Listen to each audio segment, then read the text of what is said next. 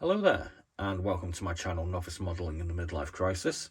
My name is Andy, and today we're going to be doing a quick what's in the box kit review on my Tamiya 135 scale 35044 British 25-pounder field gun and quad gun tractor Canadian Ford FGT. And as we can see, this comes with the 25 pound of the lumber and the tractor. So first off, we're going to have a look at the blurb or the history provided by Tamiya. Then we're going to have a look at the instructions, and then we'll have a look at the parts. So here we go. During World War I, with the advent of greater movement than in previous wars, and with the continued development of the internal combustion engine, many lessons were to be learnt. This was especially true of the artillery arm of the world's armies. The mobile artillery pieces were able to engage rapidly by day or night, and regardless of weather conditions, crucial points spotted by its reconnaissance arms. The specialised disciplines thus developed trained the artilleryman to make a rapid overall survey in order to arrange his arcs of fire in the most strategic positions, where, like a lever under a load, it would be most devastating. Between the Great Wars, many new requests were made by serious-minded gunners to improve their effectiveness. However, to implement all these requirements would have been too costly, and these improvements came necessarily in dribs and drabs. Rapid aiming and firing anti-tank guns were developed. To increase range and limit recoil, muzzle brakes were introduced, and with economy in mind, horse-drawn artillery was still, however, retained. In the late 30s, the first field artillery tractors, FATs or quads, appeared. In 1938, Guy Motors produced the Quad Ant four-wheel drive FAT. The Morris commercial C8 MK1 followed in 38-39. The Quad Ant continued in production until 1943. The chassis was also used in modifying form for the Guy armoured car. The greatest volume of production was in Canada. These FATs were supplied on both Chevrolet and Ford chassis at first of the same pattern as the British type, but from 1942 they were produced with a standard Canadian military patterned cab. Later in 1944, both Morris Commercial and CMP models were produced with a new square contoured body with canvas top. Various companies at various times produced many different variants of these versatile tractors. They were supplied to many countries in different guises and consequently were widely used throughout the world. Many were sold after hostilities to the Japanese police for riot control. All these vehicles were produced to carry a driver, mate, crew of four and their necessary equipment. Basically, these vehicles were built for gun towing and had to have many of the features of their immediate predecessors, the horse-drawn gun carriage teams. These features were generally the capabilities of good cross-country performance, high mobility, and the means to bring their gun into action very quickly. The guns and limbers generally towed by these FATs were the 18, 20, and more often 25-pounder gun howitzers. The UK 25-pounder gun howitzers was widely employed by the British Army and was also supplied to many other armies. It first came into service in 1940, and amongst the many honours gained by its commanders was the famous and decisive barrage at El Alamein. At this great battle, before the breakout plans were made, a total of 850 field guns and 60 medium guns were available to the 8th Army under General Montgomery. These guns were opposed by 550 field and 30 heavy guns of the combined German and Italian divisions. Of the British guns, 408 25-pounders were used in the barrage, and many others held in reserve or mounted on their wheels ready to move off. When in use, the gun was usually mounted on a circular firing platform, which by moving the trail permitted a 360-degree traverse. That would be this thing here. Early versions of the gun appeared without a muzzle brake, but later versions were equipped with a multi-baffle muzzle brake. The traverse of the gun, when used without the firing platform, was limited to 8 degrees, and its elevation to 45 degrees. This last factor restricting its use in mountainous or jungle terrain. Its great versatility ensures that it was most widely used and one of the longest service weapons deployed by the British Army.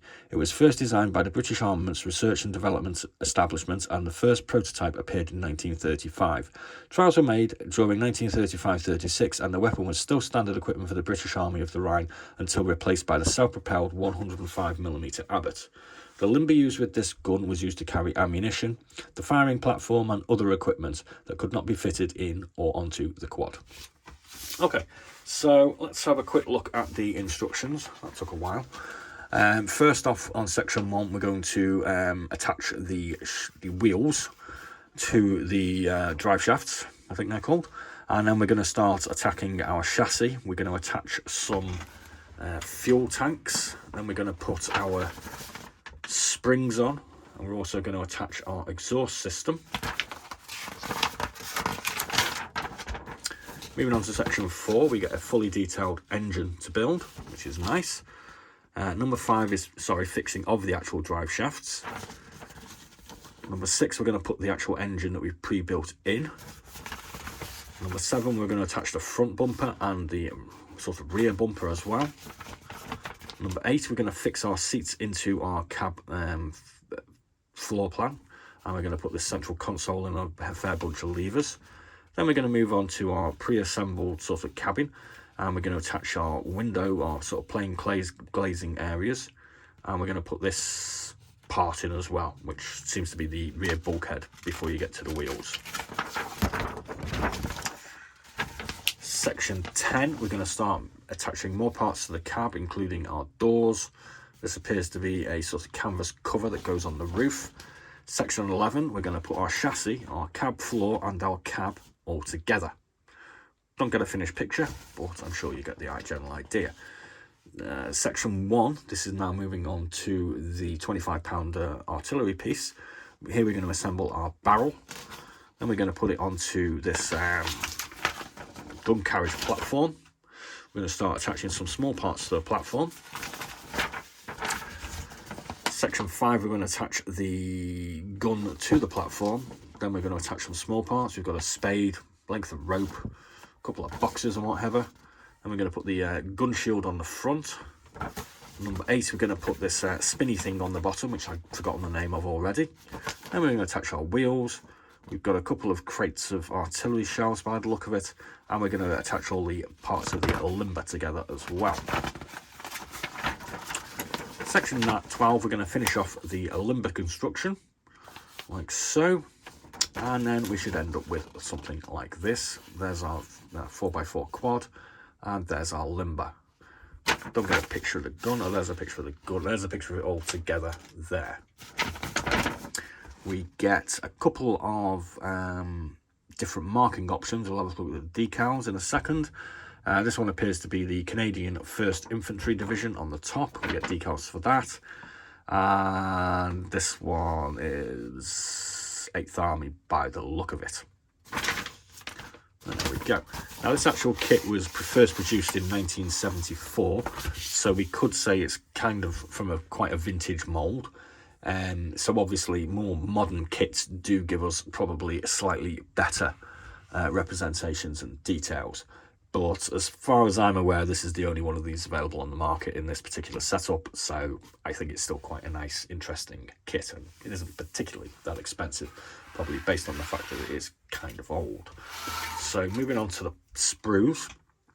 Here we can see we have our chassis, our drive shafts, various other mechanical parts. We have our fuel tanks here. And we have the suspension springs, which have all got some detail on them. I mean, obviously, again, like I say, more modern kits are probably going to have it done slightly better. That looks like our steering rack. So there's our first sprue out of the way. Second sprue, we move on to our wheels, which have some detail on them, which gives the actual tyre size. The wheels are 2 parts, so you have to put this part into this part. Probably maybe need a little bit of attention, as they seem to have a couple of little sort of like seam line type things on them. Here we have our seats for our crew compartment. That would appear to be the central console. Our levers for our sort of gear sticks and handbrakes and what have you. These look like the front lights, steering wheel. That looks like the handbrake there. All the parts are numbered, which is nice. Moving on to this sprue, we have the canvas cover, which goes on the roof. Could call it an early version of a sunroof, I suppose. These are probably going to be parts of our sort of mud guards here.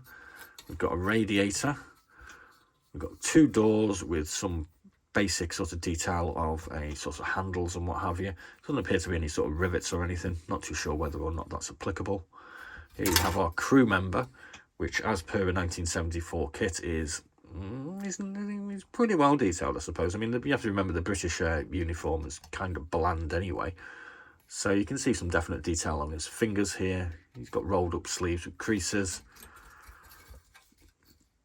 And you can see some sort of ribbing on his socks, and there's his shoes. Again, it's not a perfect representation of a figure, but at least you get an actual driver with this, which is something that seems to be missing from most kits, unfortunately. I mean, I know you can get German drivers. I've got a few sets of German drivers, but where the hell are you supposed to get a load of British or American drivers from? I'm not quite sure. And we can see the interior detail on the doors there as well. So you've got door handles on the insides. This is going to be our spare wheel. We have a bunch of sort of attachments, spades, axes, and what have you. This is probably going to be a gun cleaning rod, I would have thought. We have some stowage. Everybody likes a bit of stowage. We have a spare helmet going on there as well. That's detailed on both sides. So we can see the satchel sort of buckles there. Here we have our actual cab, which is in 2 pieces, obviously. And we can see the mounting points for the seats. 1, 2, 3, 4, 5, 6 by the look of it. No real issues, no flash, no sink marks. All looks pretty good for a sort of 50-year-old mould, I suppose.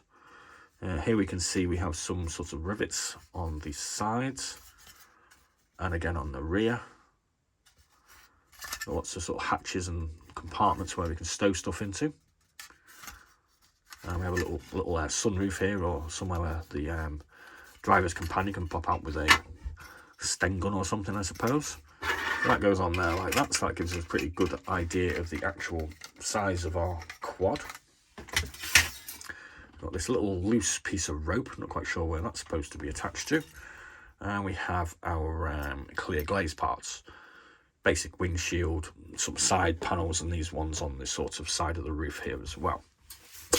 This is our little decal sheet. And as you can see, we get several variants that we can actually use. One of them being Canadian, and I believe the other one is 8th Army. There we go. Now moving on to our 25-pounder. Let's have a look at this one first. There we've got the actual gun carriage. We can see some nice rivets on the gun carriage. This is this mount that goes into the floor to give it its 360-degree traverse. We've got some rather fine looking parts here that are obviously part of gun carriage or limber. Not exactly certain. There's our gun shield, which has got a whole load of nice detail on it. This is going to be the barrel of the gun. We've got a selection of wheels and sort of minor adjustment mechanicals for the gun. Got a shovel, loads more shovels. And there's the other side. It's got a lot of nice detail on the rear of the gun shield as well, which is quite nice. It's like a little viewport there that slides in and out, and obviously this is on supposed to be on some sort of hinge.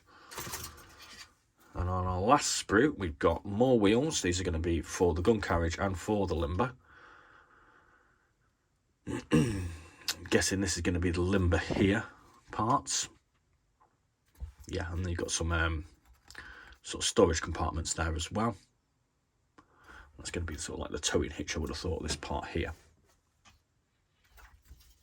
So there we go. All nice, all present and accounted for. As per usual, as you can see, we've got a little flag board up here, which is where all our viewers come from. And we did notice today that we have a new flag to add to our board, which is Ecuador, strangely enough. So apparently I have a viewer in Ecuador who has kindly watched 10 of my videos. Hello, Ecuador. So I think we'll put you over here because, oh no, that's far too close to that other one. Put you up there, like so. Hello, Ecuador. As you might know, well, as you won't know now, but tomorrow is actually my birthday. I'll be 48 years young, though apparently I don't look a day over 24, which is obviously a lie. I'm actually doing a new haul unboxing for my birthday tomorrow. where I'm going to be looking at this DD45 USS Fletcher, which is actually my namesake because my surname is also Fletcher. So I'm going to be building this little kit tomorrow and doing a what's in the box for it as well. If you would like to be really nice, you can buy me a coffee on buymeacoffee.com. I believe the going rate is $5. So I promise to only spend your hard-earned currency on model kits. Or if you want, I'll buy a beer with it. And you can put kit or beer if you decide to generously chip in for my birthday. So thanks very much for joining me. Please do like and subscribe. We've got about 140 What's in the Boxes. I'll put a link in below to our What's in the Box selection, and there'll be a link below to my Buy Me a Coffee account. So please do buy me a coffee. It'll be most generous of you. And we'll be back shortly with some more vids. Thanks again. Be seeing you.